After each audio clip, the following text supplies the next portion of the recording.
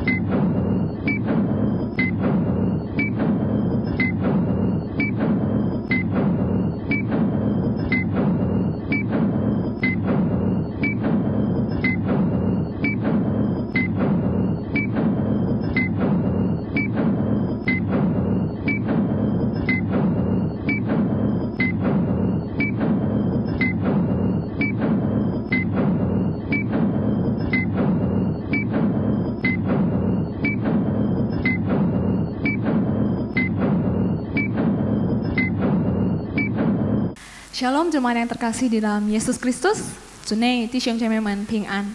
Kita para hamba Tuhan, penatua majelis GI Hok Im Tong, mendoakan setiap jemaat dimanapun dan siapapun yang mengikuti ibadah online kami. Semoga kalian di dalam kondisi yang sehat dan di dalam anugerah Tuhan. Dan sungguh bersyukur kalau saat ini kita masih punya kesempatan untuk boleh menyatukan hati kita. Kita mau memuji Tuhan kita mau berdoa dan mendengarkan firman Tuhan.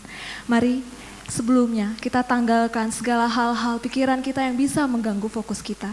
Kita mau siapkan hati kita, pikiran kita, menikmati waktu bersama Tuhan. Mari kita mengambil doa teduh.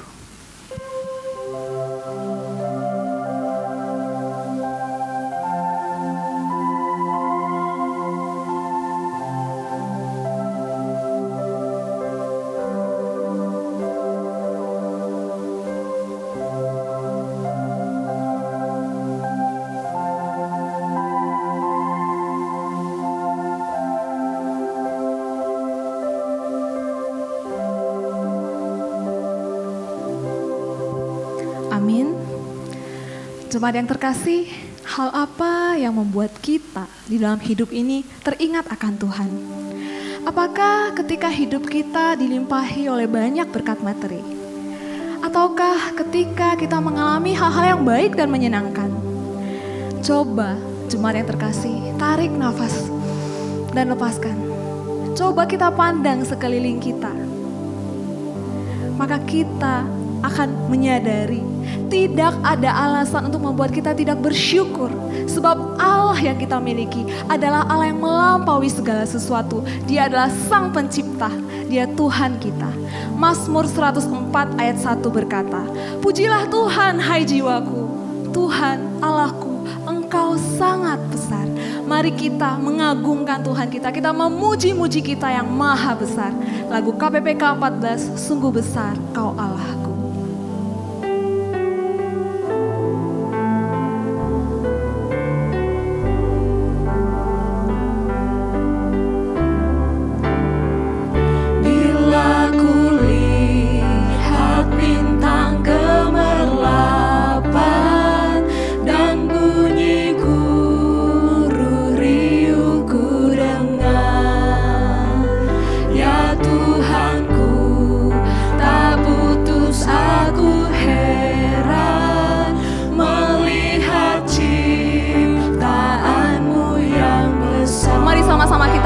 Maka jiwaku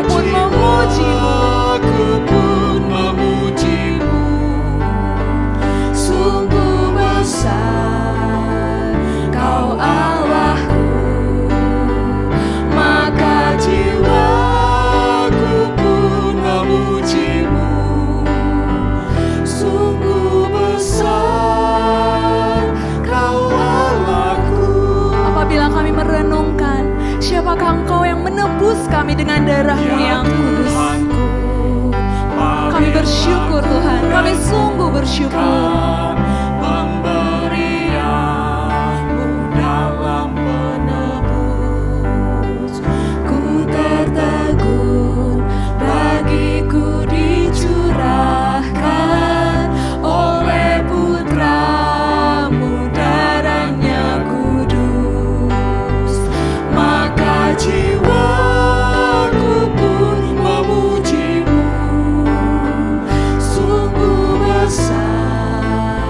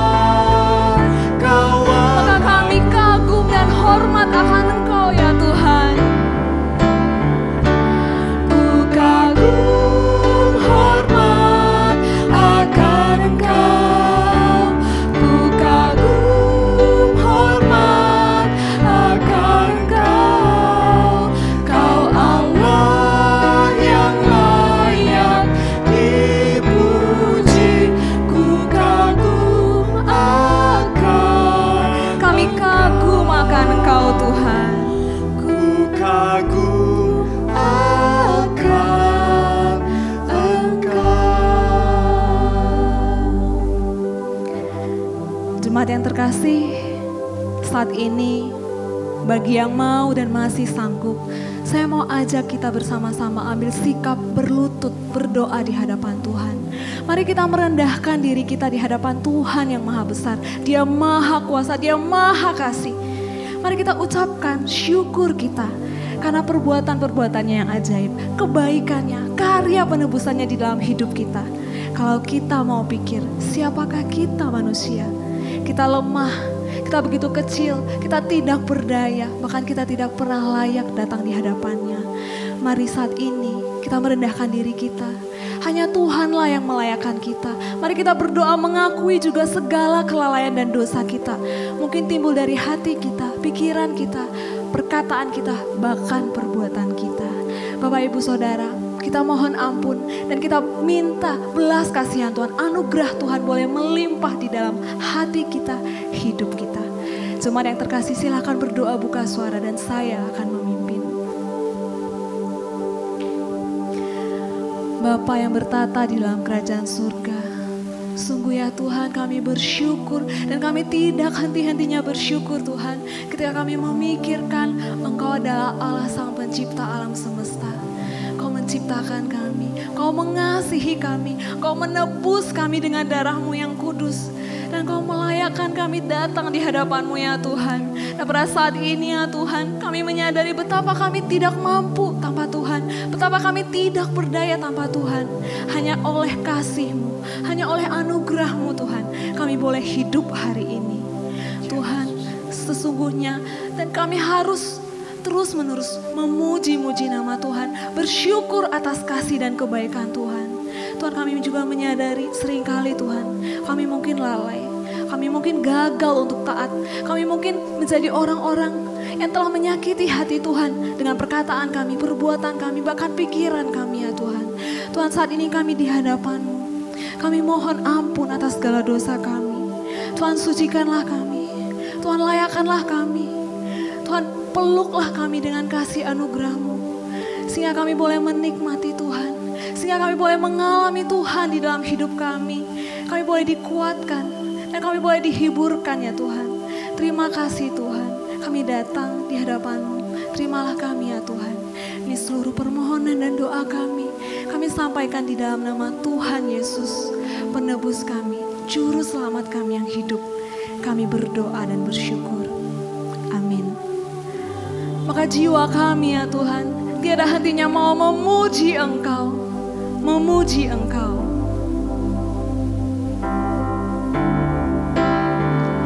Maka jiwaku pun memuji-Mu, sungguh besar Kau Allahku. Maka jiwaku pun memuji-Mu, sungguh besar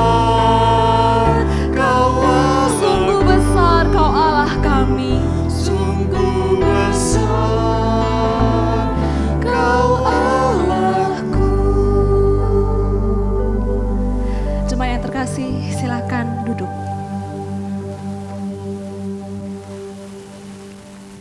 Jika kita masih bisa memuji Tuhan, masih bisa bersyukur di masa-masa sulit kita hari ini, saat ini, itu bukan karena kekuatan kita, tapi itu hanya oleh karena anugerah Tuhan yang menyertai setiap langkah kita.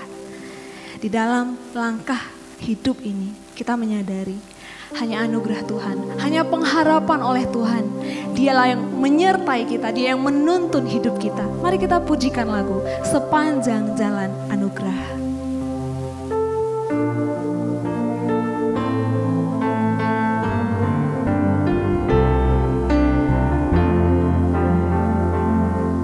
Kaulah Tuhanku yang menuntun jalanku.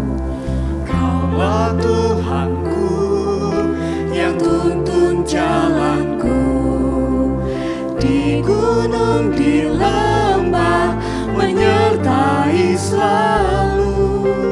Hanya Kau kenal dan mengasihiku, janji-Mu tak berubah, berkat-Mu di hidupku. anugerahku. Ada anugerah-Mu Tuhan.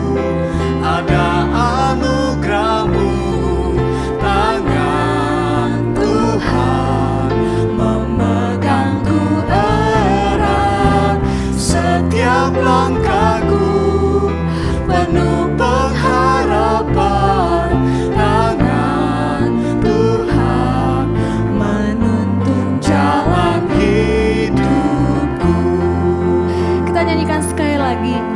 Kaulah Tuhanku yang menuntun jalanku. Kaulah Tuhanku yang tuntun jalanku.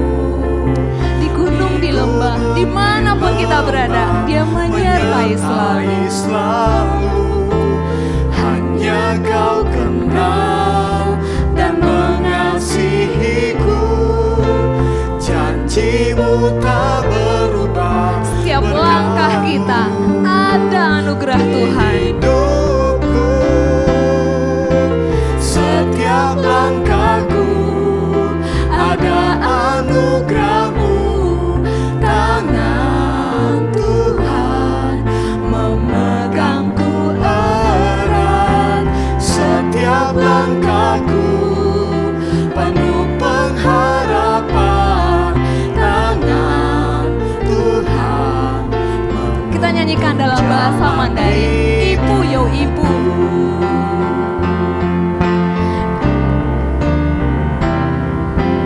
Ibu yo ibu, 这次恩典之路，你爱你手将我紧紧抓住。一步又一步，这次盼望之路，你爱你手牵引我走这人生路。 Setiap langkah kita ada anugerah Tuhan. Setiap langkahku ada anugerah-Mu. Yakinkan diri Bapak Ibu, jemaat terkasih. Tangan Tuhan memegang kita melewati masa-masa sulit ini. Dia tidak pernah meninggalkan kita. Langkahku penuh pengharapan, tangan Tuhan menuntun jalan hidupku. Dialah Tuhan yang telah menciptakan kita, yang telah menebus kita, mengasihi, mempedulikan setiap kita. Mari kita datang menaikkan seluruh seruan permohonan dan doa kita di hadapannya. Mari yang pertama, kita dengan tidak bosannya mendoakan untuk kondisi sulit yang dialami dunia secara global saat ini. Virus COVID-19 bukan hanya mengganggu kesehatan global, tapi juga ada banyak dimensi kehidupan bernegara, seperti faktor ekonomi, politik, sosial, budaya, keamanan negara ikut terganggu. Mari kita terus membawa doa negara ini di dalam doa kita, Indonesia. Kita berdoa bagi pemerintah yang juga tengah berjuang bagaimana memikirkan kebijakan-kebijakan. Kita juga berdoa bagi tim medis yang juga harus selalu siap sedia melayani, merawat pasien. Mari kita berdoa bagi pokok doa pertama ini. Bapa yang bertata di dalam kerajaan surga, kami datang di hadapan-Mu saat ini membawa bangsa dan negara kami, Tuhan. Kami rindu, Tuhan, Kau melawat Indonesia secara khusus, ya Tuhan. Kami tahu sudah beberapa bulan ini, ya Tuhan, kami ada di dalam kondisi yang tidak nyaman. Kami dalam kondisi yang begitu terbatas dan sulit, Tuhan. Ada banyak hal-hal terganggu di dalam hidup kami. Ekonomi, ada banyak orang yang mengalami kesulitan. Politik, sosial, budaya, bahkan kesehatan, ya Tuhan, mengancam hidup setiap warga Indonesia.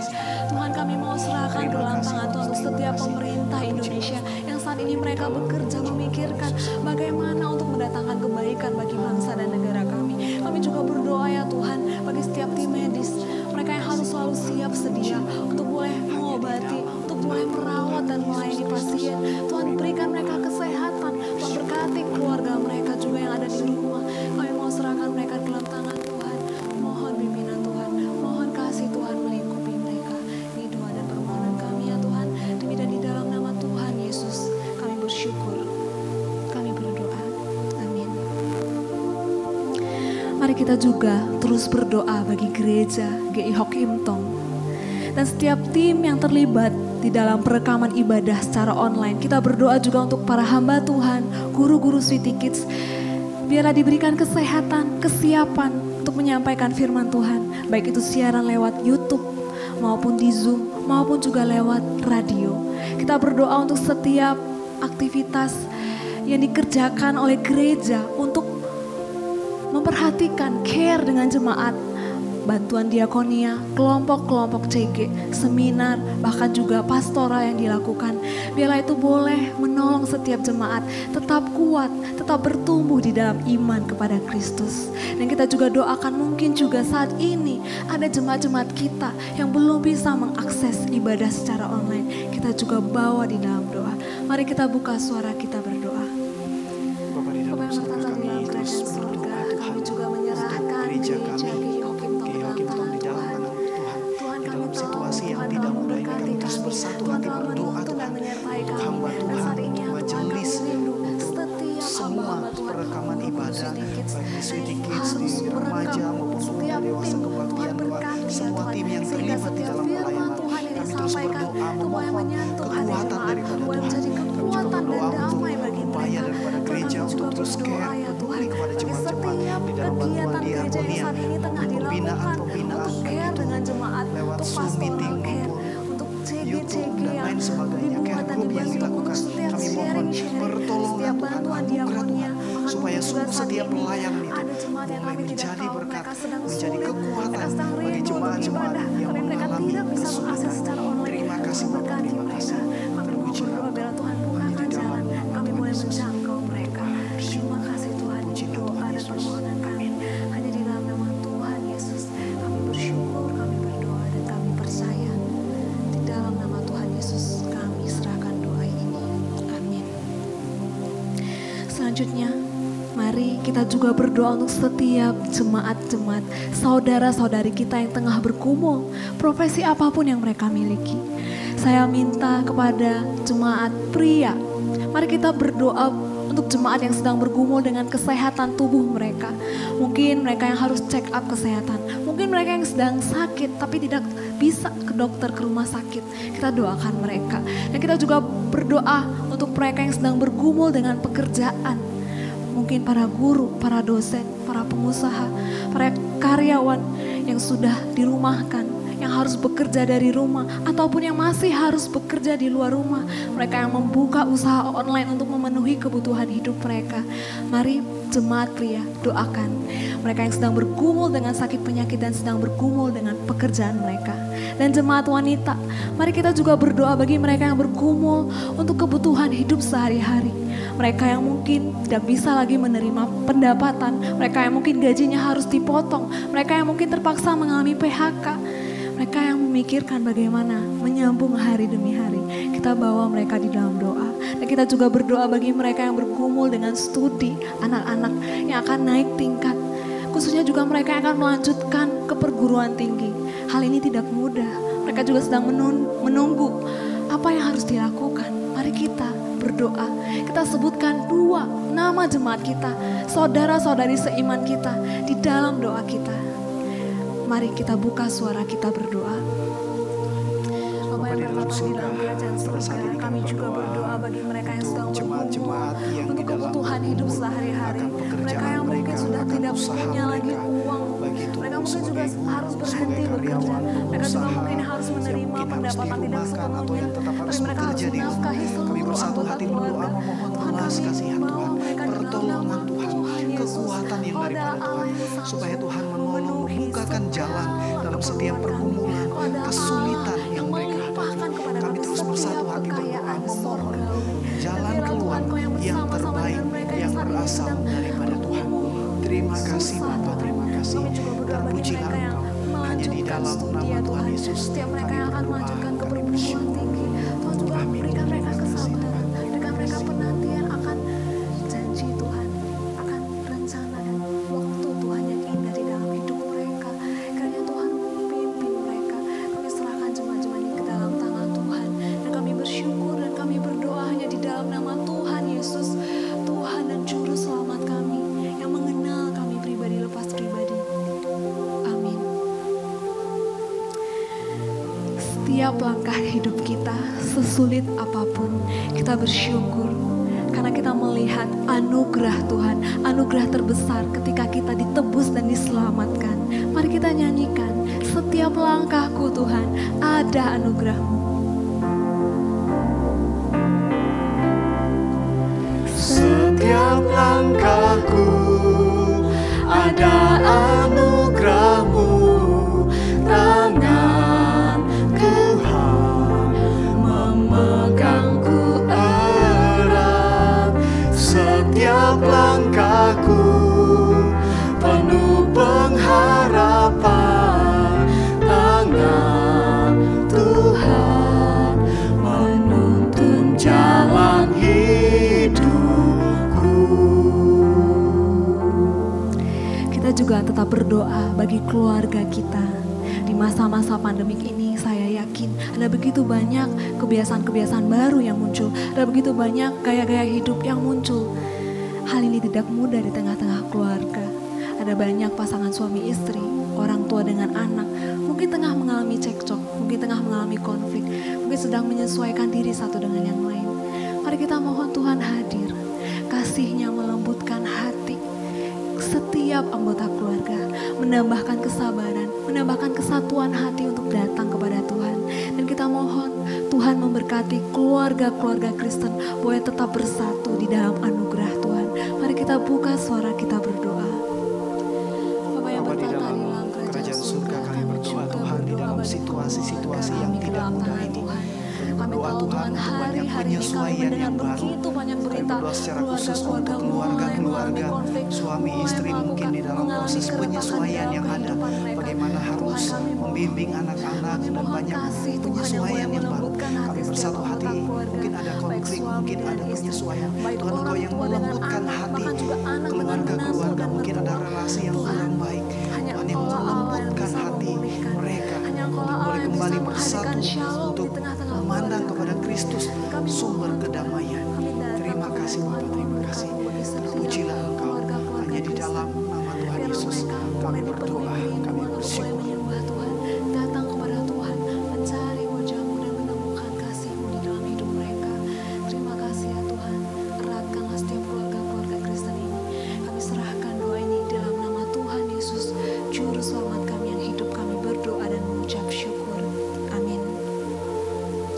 Dan yang terakhir, mari kita ambil waktu, kita diam sejenak. Jemaat yang terkasih, biarlah kita menyampaikan doa-doa pribadi kita di hadapan Tuhan. Mungkin saat ini ada banyak orang tidak tahu kepedihan yang tengah kau alami. Ada kekhawatiran, mungkin ada kesulitan, ada kekecewaan, ada keraguan yang melemahkan iman kita. Mari kita datang kepada Yesus. Mari kita datang kepadanya sebab Dia berkata, datanglah kepadaku yang letih lesu, yang berbeban berat. Maka Yesus akan menggantikannya dengan kelegaan dan damai sejahtera di dalam hatimu. Mari kita ambil waktu diam di hadapan Tuhan. Kita menyampaikan seluruh isi hati kita kepadanya.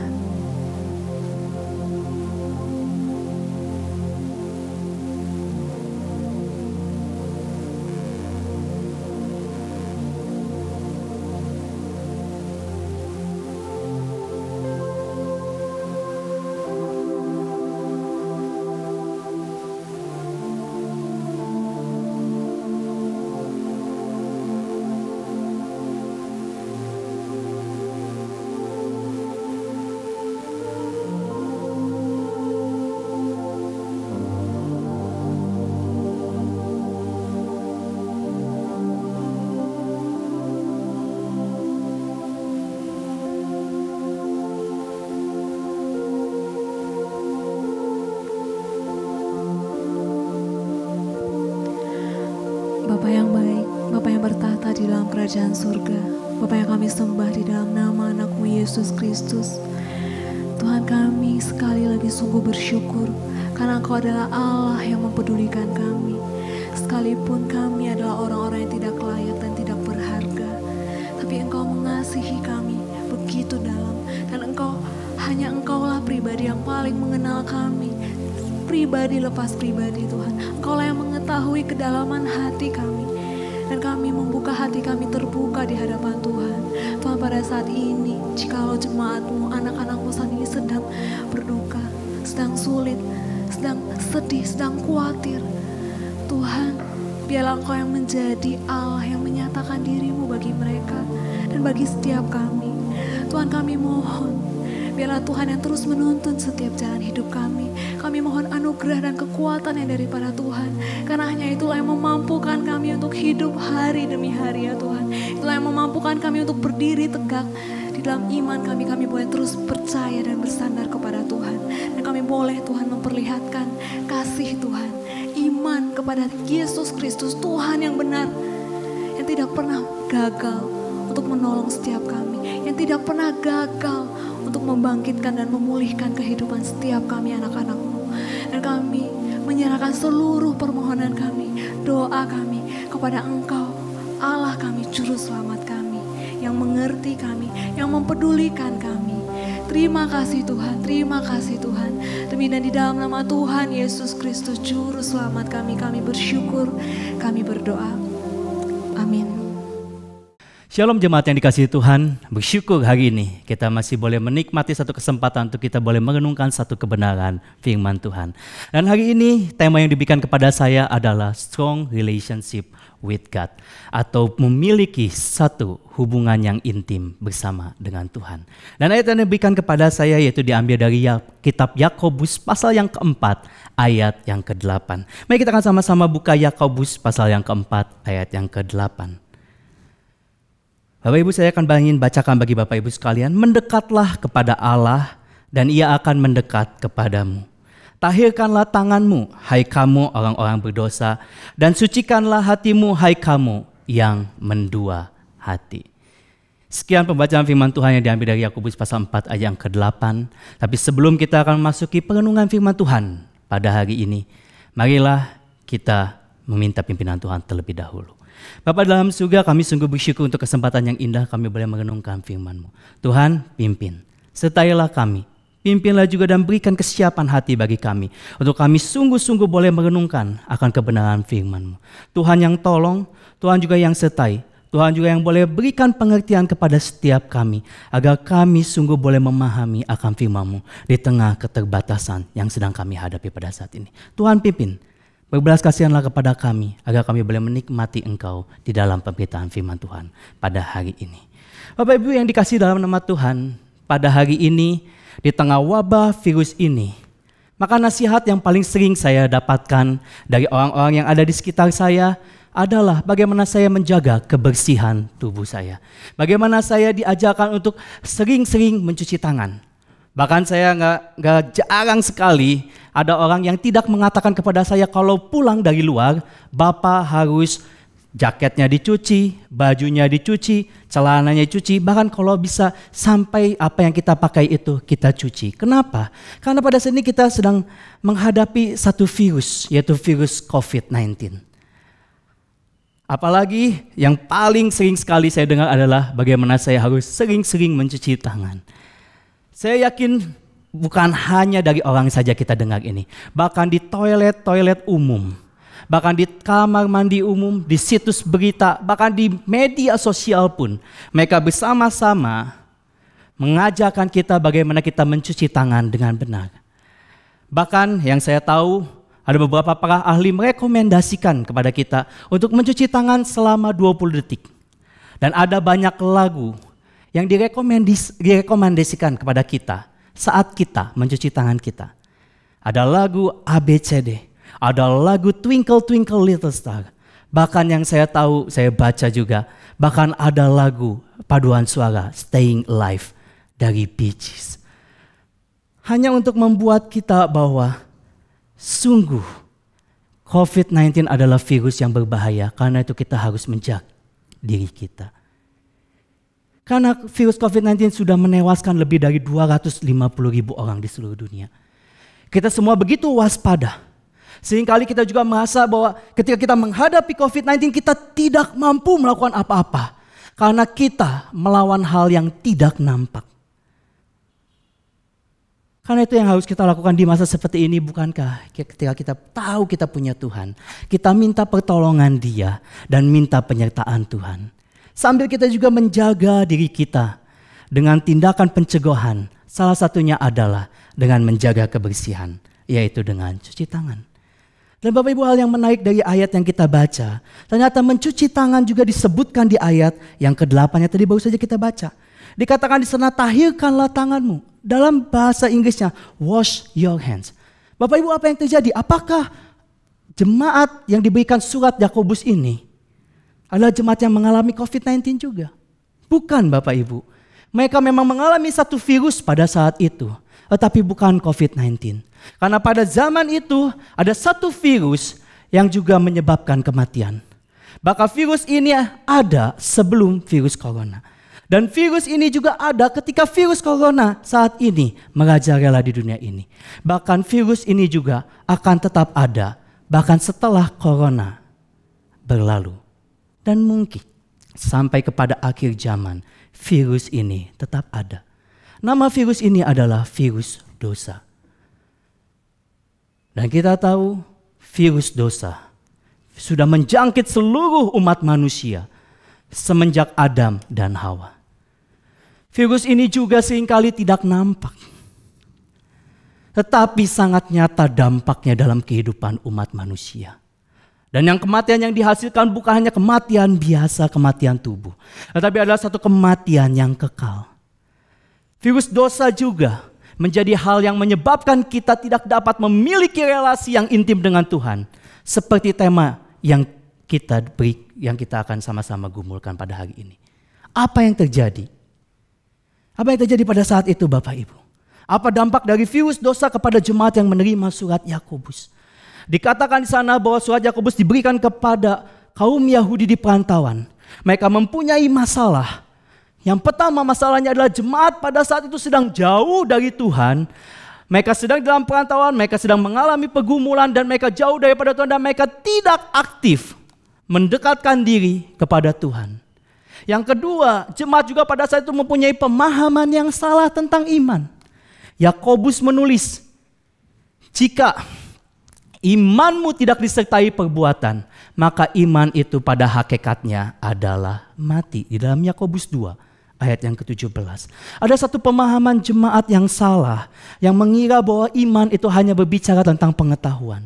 Padahal iman yang sejati menurut Yakobus itu mencakup perbuatan yang nyata di dalam kehidupannya. Sehingga di pasal 4 yang kita mungkin tidak sempat baca semuanya dari ayat 1 sampai 4, mereka sedang mengalami satu dosa. Dan dikatakan di sana, dosa yang mereka alami adalah dosa kecongkakan, dosa kesombongan, di mana mereka mempunyai keinginan dirinya yang lebih besar dibandingkan mereka punya kerinduan untuk merasakan kehadiran Tuhan di dalam kehidupan mereka. Bahkan keinginan itu menyebabkan mereka saling bertengkar satu dengan yang lainnya. Di ayat yang pertama dikatakan, dari manakah datangnya sengketa dan pertengkaran di antara kamu? Bukankah datangnya dari hawa nafsumu yang saling berjuang di dalam tubuhmu? Mereka saling bertengkar satu dengan yang lainnya. Kesombongan membuat mereka mengisi, ada kekosongan hati di dalam mereka dengan hawa nafsu mereka sendiri, dengan keinginan mereka sendiri. Dan ketika belum tercapai, maka mereka mulai menghalalkan segala cara untuk mewujudkannya. Mereka menyebabkan orang-orang di sekelilingnya menjadi frustasi. Mereka mulai menyalahkan satu dengan yang lain. Juga bukan hanya itu saja, mereka mulai menuntut yang lain untuk mengikuti apa yang memuaskan mereka. Inilah kesombongan. Kesombongan yang membuat mereka bahkan tidak sempat mengintrospeksi dirinya sendiri. Karena itu di ayat yang pertama Yakobus menyampaikan ini dengan pertanyaan, bukan pernyataan. Karena mengajak pada saat itu jemaat yang membaca suratnya, apakah engkau melihat bahwa mungkin problem terbesar dalam keributan kalian adalah ada di dalam diri kalian sendiri, yaitu dosa yang membuat mereka ribut satu dengan yang lainnya, saling menyalahkan, saling menuntut satu dengan yang lainnya. Bahkan dikatakan di sana mereka tidak dapat apa yang apa yang mereka inginkan. Kenapa? Karena mereka berdoa tetapi mereka tidak menerima apa-apa. Karena kamu salah berdoa di ayat yang ketiga. Sebab yang kamu minta itu hendak kamu habiskan untuk memuaskan hawa nafsumu. Bahkan waktu mereka lupa pada Tuhan, mereka gak pernah minta tolong Tuhan. Mereka hanya bisa mengingini apa yang mereka mau. Mereka memilih untuk apa? Berdoa, tetapi berdoa pun bukan sungguh-sungguh minta Tuhan untuk menolong mereka. Mereka berdoa untuk melegalkan kepuasan pribadinya dan keinginan mereka sendiri. Mereka berdoa tetapi dengan agenda bukan untuk kemuliaan Tuhan, tapi untuk keinginan pribadi mereka. Bapak Ibu, itulah yang terjadi pada saat itu. Tapi kalau kita pikir-pikir, pertengkaran juga bukankah itu terjadi di masa COVID-19 saat ini. Selama bulan Mei kemarin minimal saya mendengarkan ada 2 seminar yang berbicara tentang bagaimana kita mengelola emosi kita di rumah. Bahkan saya punya rekan CG yang secara langsung menyampaikan kepada saya, semakin banyak di rumah yang dia alami di bulan pertama adalah apa? Dia semakin banyak ribut dengan keluarganya. Bahkan gak sedikit saya baca di media sosial, ada seorang ibu yang kesal kepada anaknya karena anaknya tidak bisa mengerti pelajaran demi pelajaran. Bahkan ada ibu yang meluapkan kekesalannya dengan dia memberikan pesan kepada gurunya. Tolong ibu guru, jangan kasih PR lagi, jangan kasih tugas lagi. Saya gak tahu caranya membantu anak saya mengerjakan tugasnya. Beban yang begitu besar dialami ketika kita menghadapi pandemik daripada COVID-19 ini. Bukan hanya ibu yang kesal kepada anaknya, anak-anak remaja juga kesal karena orang tuanya kerjaannya ngomel lagi, Bapak Ibu. Sehingga mereka bilang, aduh gak betah kok di rumah. Yang ada mami ngomel lagi. Bukan hanya itu saja, suami dan istri mulai saling bertengkar satu dengan yang lainnya. Mereka saling menyalahkan satu dengan yang lainnya. Ternyata pergumulan yang dihadapi oleh jemaat pada saat itu sedang dihadapi kita, terutama ketika masa-masa pandemik daripada COVID-19 ini. Itu dialami oleh banyak keluarga. Tidak terkecuali juga itu dialami oleh diri saya, Bapak Ibu. Ketika kita work from home, kita banyak mengerjakan segenap tanggung jawab kita di rumah. Kita masing-masing menjaga diri kita untuk social distancing atau physical distancing. Ketika masa itu juga ketika COVID-19 mulai berkembang begitu besar, begitu cepat di kota Bandung ini. Sebab di waktu saat itu juga saya dapat kabar dari keluarga saya, popo saya harus masuk ke rumah sakit. Bapak Ibu, waktu saya dengar hal ini saya begitu khawatir. Yang saya khawatirin adalah popo saya bisa terjangkit virus COVID di rumah sakit. Bukan hanya itu saja, suster dan mama saya yang menemani popo saya di IGD juga. Mereka punya resiko yang besar terkena COVID-19. Bukan hanya itu saja, koko saya yang menghantar mereka ke rumah sakit pun itu punya resiko yang besar terkena COVID-19. Di tengah pergumulan yang begitu besar, saya begitu bingung apa yang harus saya lakukan. Apalagi saya dengar kabar dari WhatsApp, dari beberapa berita-berita bahwa rumah sakit tempat di mana popo saya dirawat adalah rumah sakit yang katanya beberapa perawatnya pun harus isolasi diri karena ada pasien yang tidak mengaku dirinya terkena COVID-19. Sehingga saya begitu menjadi khawatir, lebih khawatir lagi. Saya telepon mama saya dan mama saya pesan, kamu gak boleh nengok. Mama saya gak kasih kamar di mana popo saya dirawat. Yang penting mama saya bilang, kamu di rumah gak usah nengok, biar mama sama suster yang jaga popo di sini. Kamu gak usah nengok ke sini. Saya makin khawatir lagi karena saya gak bisa lihat kondisi mereka. Saya gak tahu kondisi keluarga saya. Saya khawatir kondisi mama saya dan suster yang merawat daripada popo saya. Di tengah kekhawatiran itu saya gak bisa berpikir banyak. Sampai suatu hari saya melihat satu postingan Instagram yang dituliskan oleh cici saya sendiri. Dia ada di Singapura. Dan dia mengalami hal yang sama seperti saya. Dia begitu khawatir dengan keluarganya yang saat ini sedang dirawat di rumah sakit. Dia khawatir dengan popo yang sudah berumur 88 tahun. Dia khawatir kepada mama, dia khawatir kepada suster. Tetapi di tengah kekhawatirannya, dia menuliskan apa yang dia lakukan di tengah kekhawatirannya sedang dia hadapi. Dia memilih untuk berdoa dan menyerahkan kepada Tuhan. Dia berdiri dan dia memilih untuk mencurahkan segenap isi hati dan pergumulannya kepada Tuhan.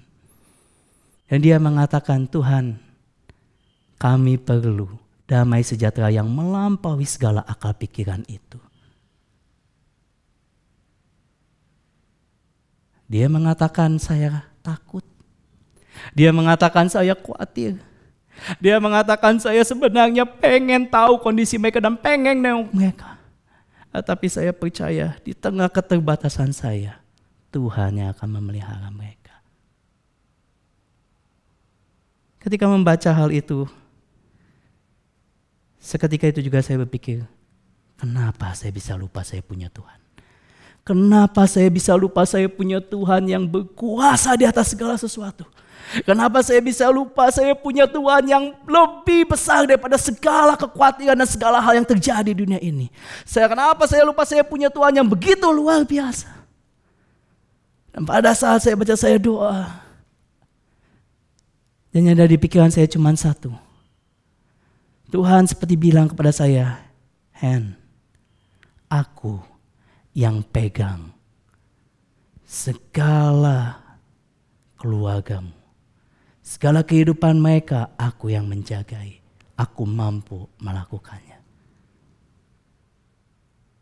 Bapak di tengah pergumulan yang gak mudah.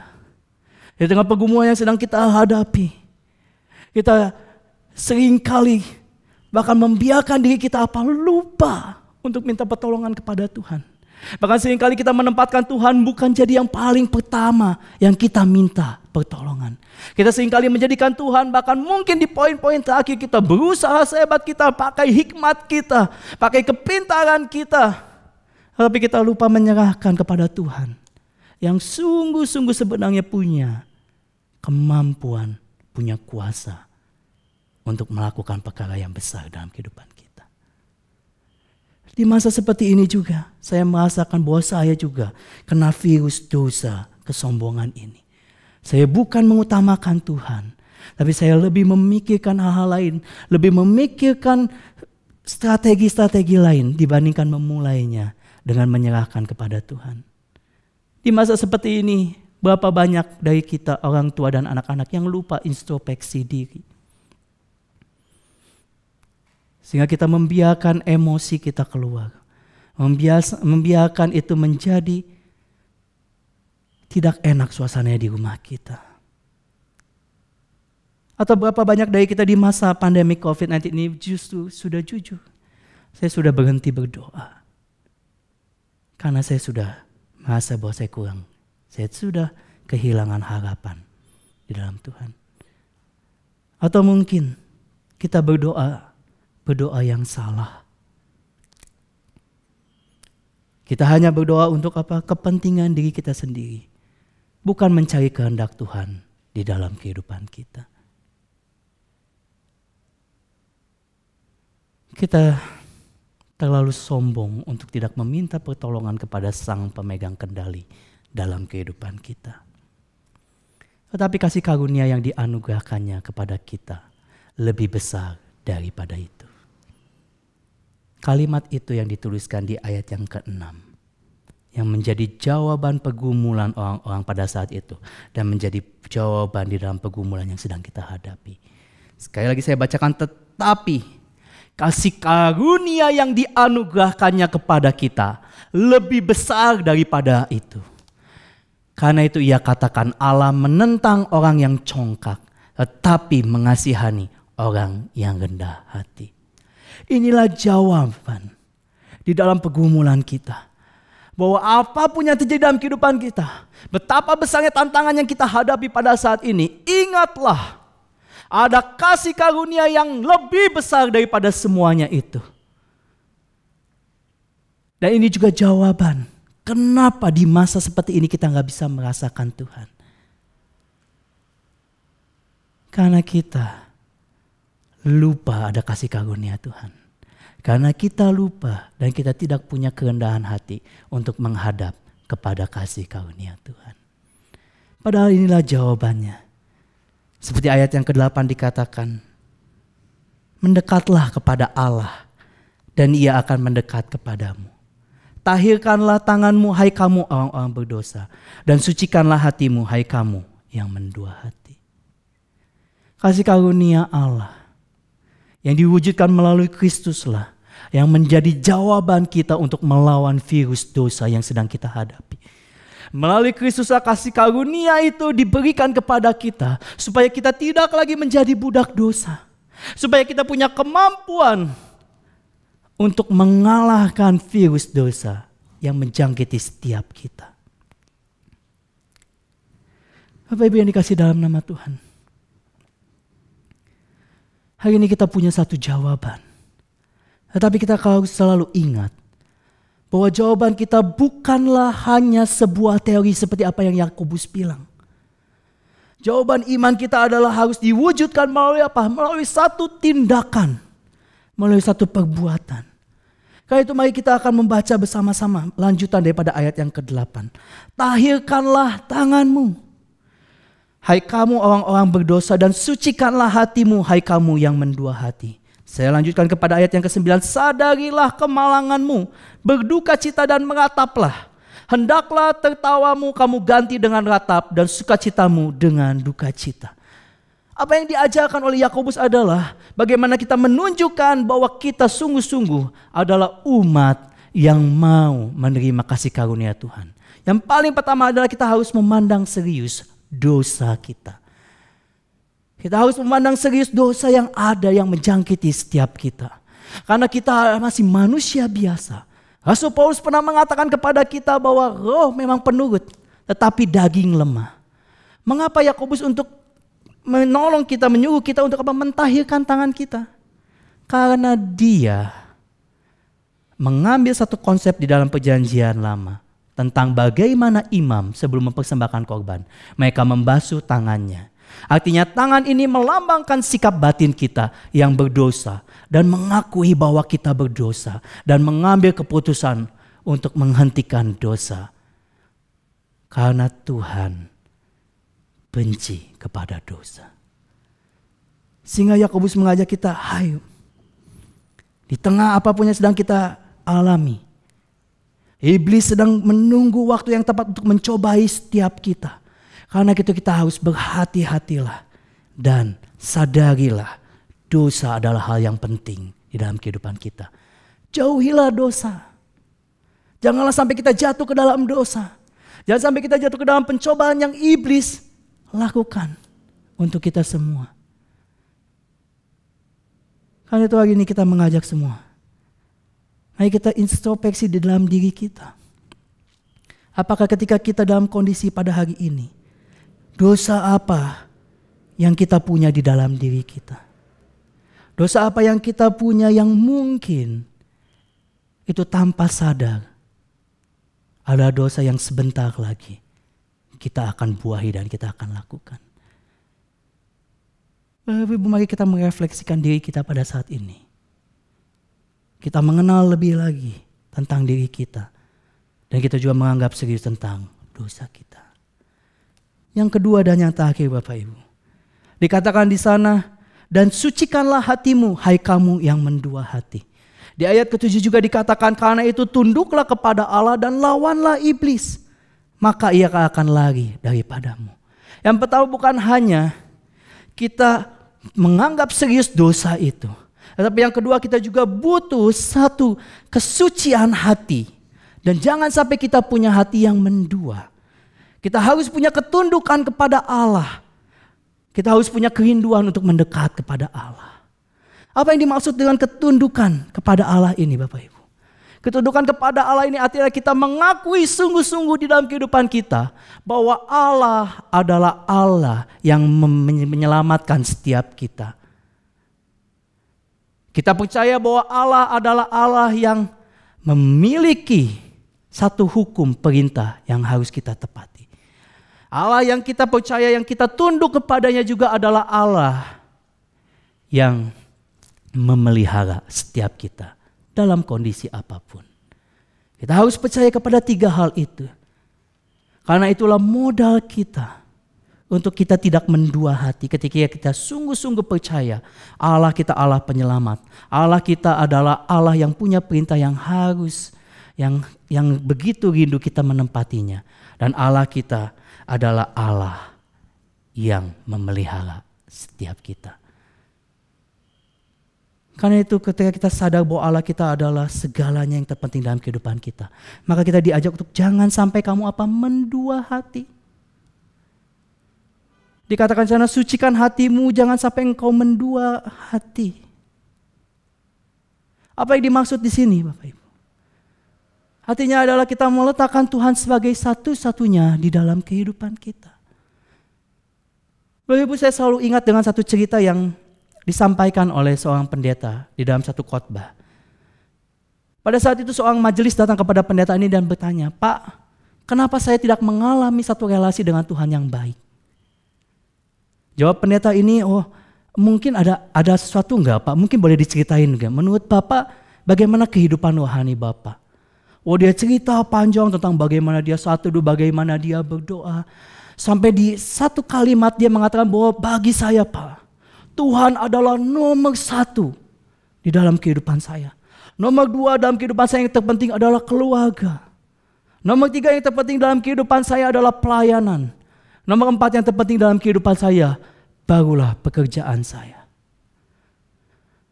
Sesaat pendeta ini berdiam diri lalu mencoba mencerna perkataan dia. Lalu dia coba bertanya kepada majelis ini, "Pak, mohon maaf tanya. Apakah Tuhan kita mau jadi nomor 1?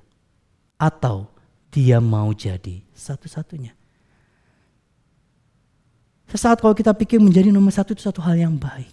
Tetapi apa itu yang Tuhan inginkan? Nah, Bapak Ibu, bagaimana kita tahu apa perbedaan nomor 1 dan satu-satunya? Gampang sekali Bapak Ibu. Saya ingin mengajak setiap ibu-ibu yang sedang menonton firman, yang menonton khotbah pada hari ini. Kalau misalnya suatu saat suami ibu datang kepada ibu, lalu bertanya kepada ibu, lalu dia menyampaikan rasa cintanya, menyampaikan rasa pujaannya kepada istrinya. Dan Bapak itu mengatakan hal seperti ini, "Istriku, sayangku, babe, kasihku, engkau adalah istriku nomor 1. Atau di satu sisi yang lain, ada seorang suami yang datang kepada istrinya dan dia berkata, "Istriku, istriku, kekasihku, pujaan hatiku, kamu adalah istriku satu-satunya." Menurut ibu-ibu, menurut para istri, mana yang lebih kita suka? Saya yakin dan percaya kita semua akan menjawab ketika sang suami mengatakan kepada kita, kepada sang istri, "Engkaulah istriku satu-satunya." Kenapa? Karena kalau dia istri nomor 1, artinya ada istri nomor 2. Kalau dia istri nomor 1, artinya ada nomor 3, mungkin sampai nomor 4. Tetapi kalau dia istri satu-satunya, maka tidak ada lagi yang lain. Bukankah di dalam relasi juga ini menjadi satu hal yang sangat penting? Kalau kita sungguh-sungguh menganggap bahwa Tuhan adalah satu-satunya yang terpenting dalam kehidupan kita. Dia bukan hanya nomor 1, tapi dia satu-satunya yang terpenting di dalam kehidupan kita. Maka kita juga akan berusaha sebisa mungkin memberikan yang terbaik kepada Tuhan kita. Mengandalkan dia di dalam segala kondisi dalam kehidupan kita. Bahkan kita tidak segan-segan. Kita berseru kepadanya di dalam setiap kondisi di dalam kehidupan kita. Dan di dalam pengetahuan kita bahwa Tuhan adalah Allah kita, pegangan kita, sumber kehidupan kita satu-satunya. Kita juga diperlukan untuk apa? Mendekat kepada Allah. Bagaimana caranya kita mendekat kepada Allah?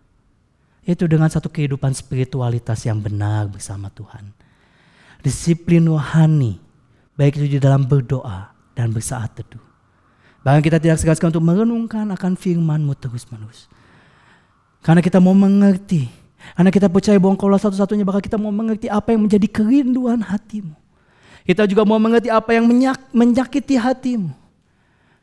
Karena kalau kita benar-benar punya satu relasi yang kuat, yang intim bersama dengan Tuhan, maka apa yang membuat hati Tuhan senang, itu juga pasti akan membuat hati kita senang. Dan apa yang menyedihkan hati Tuhan, itu juga yang membuat kita sedih. Inilah satu strong relationship sama dengan Tuhan. Dengan kerendahan hati, kita datang menghadap kepada tahta kasih karunia-Nya. Dan kita boleh merasakan satu kehidupan di mana apa yang membuat Tuhan senang, kita juga senang. Dan apa yang membuat Tuhan sedih, itu juga menjadi kesedihan bagi setiap kita. Marilah pada hari ini, walaupun di tengah kondisi yang seperti ini, jangan lupa dan jangan sombong. Marilah kita datang kepada Tuhan dan memohonkan Dia memberikan kasih karunia-Nya kepada kita. Mari kita berdoa. Bapa di dalam surga, kami sungguh memohonkan kiranya Engkau boleh menolong setiap kami Tuhan. Di tengah kondisi yang sedang kami hadapi, di tengah pergumulan yang sedang kami hadapi, kami seringkali sombong Tuhan. Kami seringkali melupakan Engkau. Kami seringkali tidak mengingat akan Engkau. Bahkan kami seringkali tidak bisa mengatakan bahwa Engkau adalah satu-satunya yang terpenting dalam kehidupan kami. Tuhan, kami mungkin sering menempatkan Engkau menjadi nomor 1. Bahkan mungkin menjadi nomor 2, nomor 3 dalam kehidupan kita. Engkau bukanlah yang terpenting dalam kehidupan kita. Tapi hari ini Tuhan, kebenaran firman-Mu berkata bahwa yang paling kami butuhkan di dalam kehidupan ini, apalagi menghadapi pergumulan yang besar di tengah-tengah pandemi COVID-19 ini, adalah Engkau Tuhan, yang maha kuasa, yang maha kasih, yang penuh dengan kesabaran, datang dan memberikan pertolongan kepada kami. Biarlah Tuhan, hanya Engkau yang boleh kami jadikan sandaran dalam kehidupan ini. Kami ingin mengutamakan Engkau melebihi segala hikmat-hikmat yang dunia ini tawarkan. Karena kami percaya dan yakin apa yang Kau rancangkan bagi kami adalah rancangan yang terbaik di dalam kehidupan ini. Pimpin, berkati kami Tuhan. Inilah kerinduan hati kami. Di dalam nama Tuhan Yesus kami telah berdoa. Amin. Terima kasih untuk firman Tuhan yang telah disampaikan. Biarlah menjadi ingat-ingatan kita. Kalau kita bisa punya relasi dengan Tuhan, kita bisa datang mendekat kepada Tuhan, itu hanyalah karena anugerah. Kasih dan anugerahnya, itulah yang menjadi hal yang terbesar di dalam hidup kita. Mari kita pujikan Dia. Setiap langkahku ada anugerah-Mu. Marilah kita bernyanyi dengan iman kita, dengan hati kita. Setiap langkahku anugerah-Mu, tangan Tuhan memegangku erat. Setiap langkahku penuh pengharapan, tangan Tuhan menuntun jalan hidup. Setiap langkahku Tuhan ada anugerah-Mu, ada Engkau yang memegang kami. Setiap langkahku ada anugerah-Mu, tangan Tuhan memegangku erat. Setiap langkahku penuh pengharapan, tangan Tuhan menuntun jalan hidupku.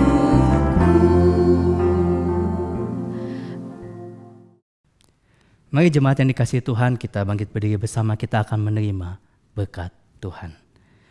Kiranya Tuhan memberkati kita dan melindungi kita. Tuhan menyinari kita dengan wajah-Nya dan memberikan kita kasih karunia. Tuhan menghadapkan wajah-Nya kepada kita dan memberikan kita damai sejahtera sampai selama-lamanya. Amin. Jemaat silakan duduk. Silakan mengambil saat teduh. Kebaktian hari ini selesai. Tuhan memberkati.